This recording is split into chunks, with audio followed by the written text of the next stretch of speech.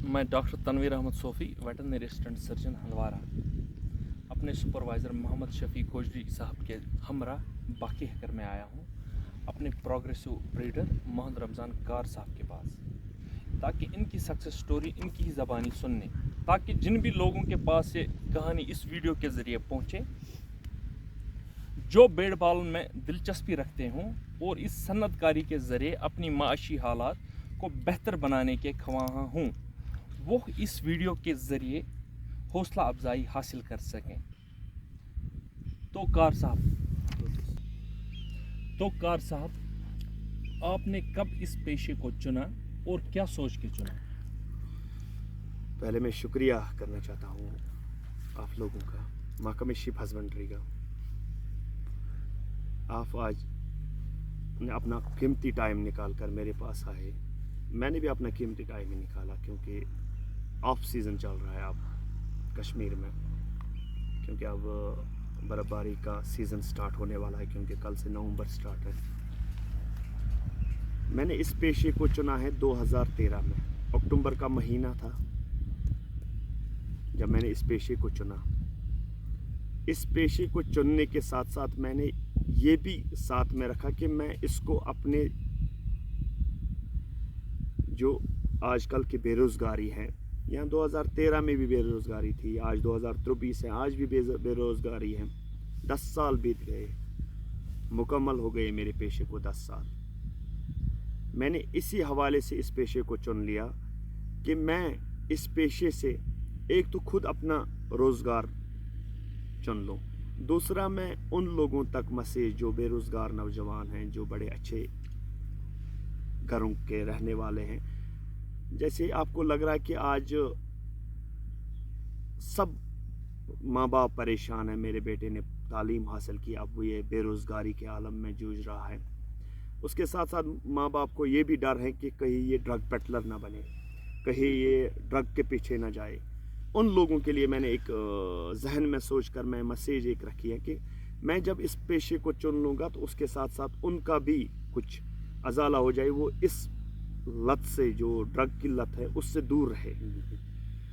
और इस पेशे को उस वक़्त चुनना पड़ा जब मैंने देखा कि यहाँ हमारे जंगलों में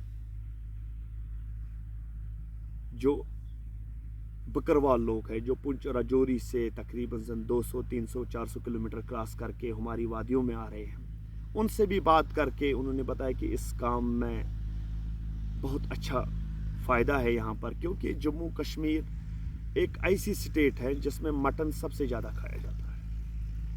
आप देखिए, शादियों पे 40-50 भेड़ों को काटा जाता है जो खाली मटन के लिए यूज़ हो रहे हैं। हम बाहर से मैक्सिमम 1400-1450 करोड़ रुपयों का जो इंपोर्ट हम कर रहे हैं मटन, और उसके साथ साथ जितना मटन यहाँ निकल रहे हैं वो भी हम यहाँ पे यूज़ कर रहे हैं एज मटन के लिए ही।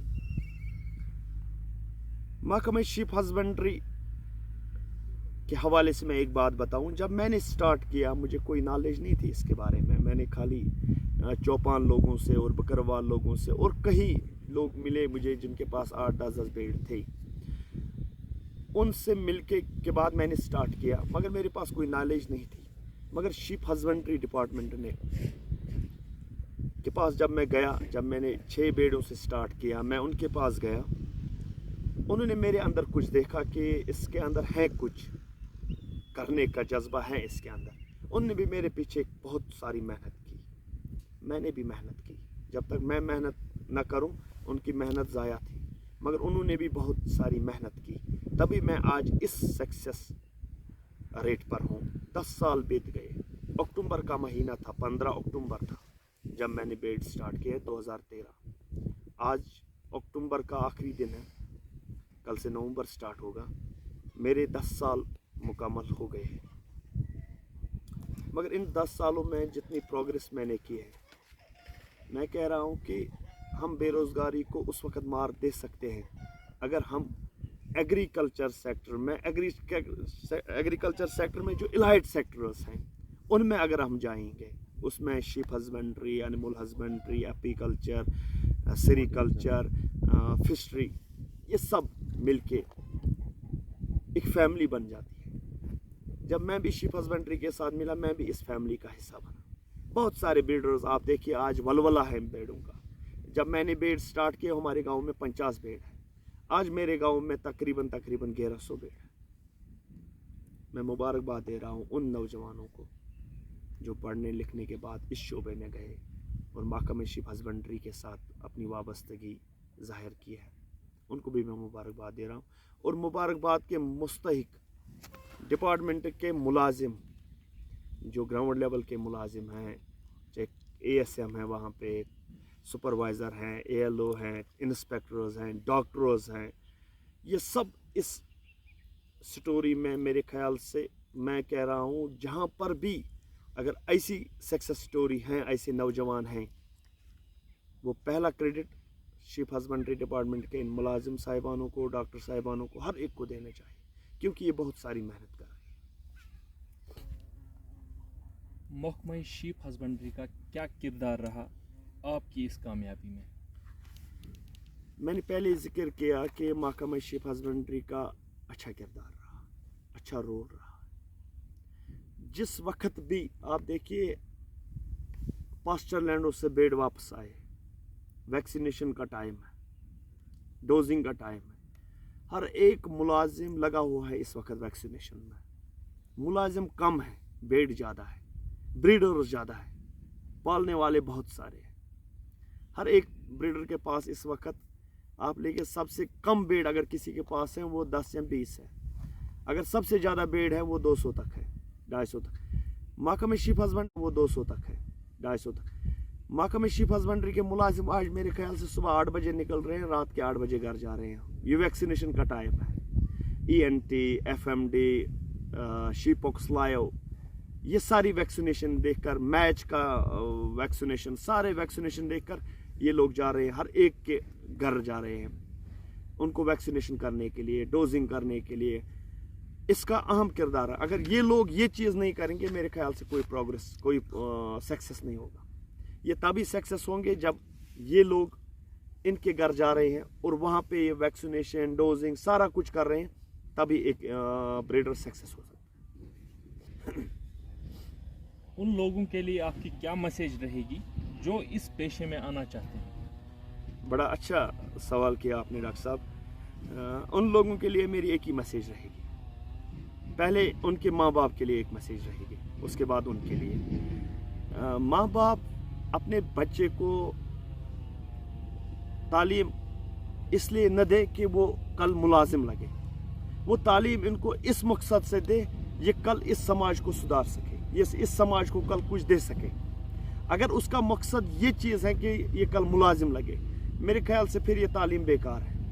अगर ये तालीम उसलिए वो माँ बाप दे रहे हैं कि कल ये कुछ इस समाज को दे, अगर वो चाहे वो सोशल एक्टिविस्ट बने, चाहे सोशल कुछ एंटरप्रेन्योर बने, चाहे बिजनेसमैन बने, चाहे अच्छा से अच्छा इंसान बने अपने सोसाइटी के लिए, मेरे ख्याल से वो सबसे अच्छा है।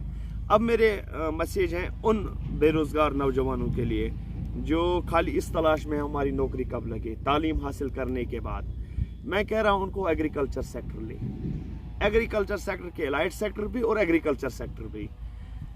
एग्रीकल्चर सेक्टर बुला रहा है अपने पास, आओ मेरे पास पैसे कमाओ। एग्रीकल्चर सेक्टर के पास बहुत सारे वसाइल हैं और जम्मू कश्मीर की जो ज़मीन है ये बहुत सारी ज़रखेज़ ज़मीन है, इसमें मेरे ख्याल से सोना उगल सकते हैं जब यहाँ के नौजवान इसको प्रमोट करने में इंसान लगे। देखिए आप शीप, इसको सबज सोना का, इसको वाइट गोल्ड कहा जाता है। हमारे जो ऑर्चर्ड्स हैं उनको यहाँ सोना कहा जाता है। हर एक मामले में हर एक चीज़ को सोना कहा जाता है। मैं कह रहा हूँ आपकी वसादत से उन लोगों को जो बेरोज़गार हैं, आप शीप हस्बेंड्री के साथ राब्ता बनाए रखें। HADP प्रोग्राम आया है, हॉलिस्टिक एग्रीकल्चर प्रोग्राम, इस साल उसके 20 यूनिट हो चुके हैं, अगले साल उसके और यूनिट्स आने वाले, तकरीबन 30-40 यूनिट आने वाले हैं। और जो RKVY ISDS स्कीम जो चल रही है, इनके बाकी स्कीम्स जो चल रहे हैं, बैकयार्ड स्कीम्स चल रहे हैं, उनके हिसाब से हर साल 100-150 यूनिट्स दे रहे हैं। इस साल ने बहुत प्रोग्रेस किए हैं, अच्छे यूनिट्स दिए हैं और उसमें मेरे ख्याल से ज़्यादातर नौजवान आए हैं। जो पढ़ने लिखने के बाद अब घर में थे।